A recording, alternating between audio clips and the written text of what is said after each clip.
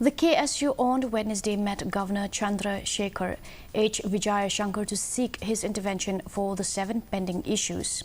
While speaking to reporters after meeting the governor, KSU General Secretary Donald Vithaba said that they have first raised the issue of the implementation of the inner line permit and the inclusion of the Khasi language in the 8th schedule of the Constitution. According to him, they have also highlighted that there should be total exemption throughout the state from the purview of the Citizenship Amendment Act.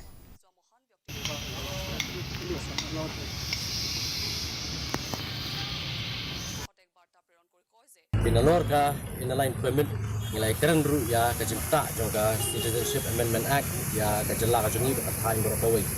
nomor kembang UIhi ba kajela kajungi beri ngukirap labun setang lagi ni di POI labun setang ni beri kibuan la Bangladesh sedu setang pandai sepak ngukoi junta terter kibuan negeri ibaper kibuan banbuai senang angin ko beri ngukirap abang nilai ibabun kicaka dibagi trai muluk kila kelarit